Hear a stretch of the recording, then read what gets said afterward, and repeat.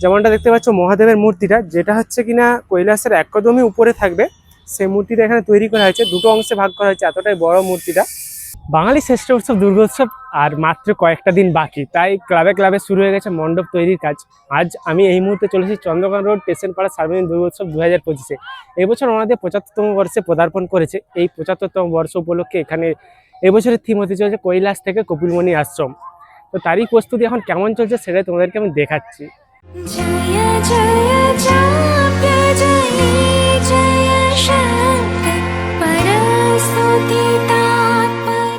দেখতে পাচ্ছ চন্দ্রকোনা রোড স্টেশনপাড়া সার্বজনীন দুর্গোৎসবের এই বছরের থিম এই হচ্ছে কৈলাস। কৈলাস থেকে একেবারে এই পাশ হয়ে একেবারে কপিলমুনি আশ্রমে শেষ হবে। তো কিভাবে পুরো মণ্ডপটি তৈরি করা হচ্ছে সেই বিষয়টা আমি জানাচ্ছি।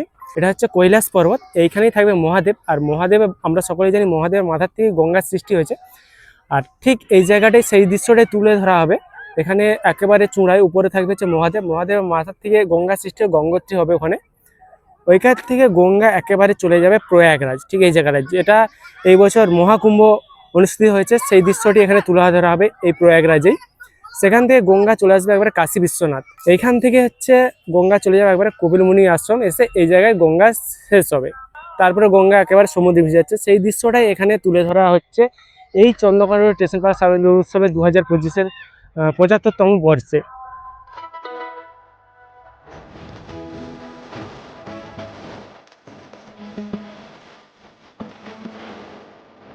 আর এই জায়গাটা পুরোটা একটা নদী সৃষ্টি করবে, গঙ্গা সৃষ্টি করবে, পুরো জলাশয় করা হবে। এটা মাটি খুঁড়ে একবারে নদীর মতো আকার ধারণ করা হবে এই জায়গাটায়।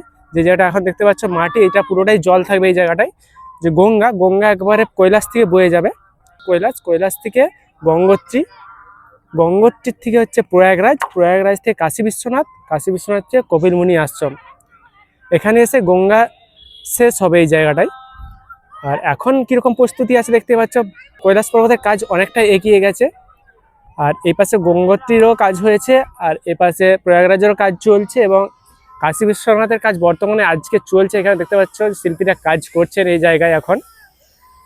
আর তার পাশে রয়েছে কপিলমুনি আশ্রম, ওটারও কাজ অনেকটাই হয়ে গেছে। বেশ কিছু হচ্ছে মূর্তি, থার্মোকলের কিছু কাজ হচ্ছে। সেটা হচ্ছে স্টেশনপাড়া সার্বজনীন দুর্গোৎসব যে পুজো মণ্ডপটা, যেখানে পুজোটা হয়, ঠিক এই জায়গাটা পুজো হয় না ওনাদের পুজো হয় ওনাদের একটা মন্দির রয়েছে সেখানে, সেইখানে কাজ চলছে। সেখানে মহাদেবের বা আরো বেশ কিছু মূর্তি সেখানে তৈরি হচ্ছে।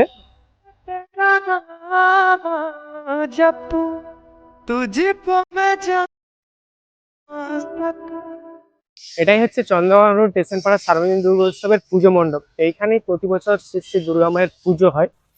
এই বছর হয়তো এই জায়গাটাই হবে, থিমটা সেখানে হচ্ছে ঠিক, হয়তো এই জায়গায় পুজো হবে মায়ের। আর সেই থিমেরই বেশ কিছু অংশ এখানে তৈরি করা হচ্ছে। যেমনটা দেখতে পাচ্ছ মহাদেবের মূর্তিটা, যেটা হচ্ছে কিনা কৈলাসের একদমই উপরে থাকবে, সেই মূর্তিটা এখানে তৈরি করা হয়েছে। দুটো অংশে ভাগ করা হয়েছে, এতটাই বড় মূর্তিটা। এটা নিচের দিকে এবং উপরে, আর হাতগুলো ঠিক ওইখানে তৈরি করে রাখা আছে ওই জায়গাটা। আর এখানে আরো বেশ কয়েকটা মূর্তি তৈরি হচ্ছে, যেমন দুর্গা মায়ের মূর্তিটা ওখানে তৈরি হচ্ছে।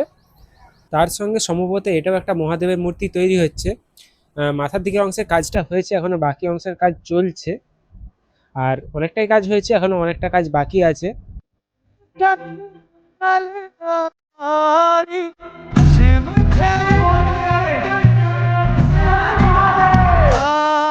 বন্ধুরা, তোমাদেরকে আমি দেখালাম চন্দ্রকোনা রোড স্টেশনপাড়া সার্বজনীন দুর্গোৎসব 75তম বর্ষের উপস্থাপনা।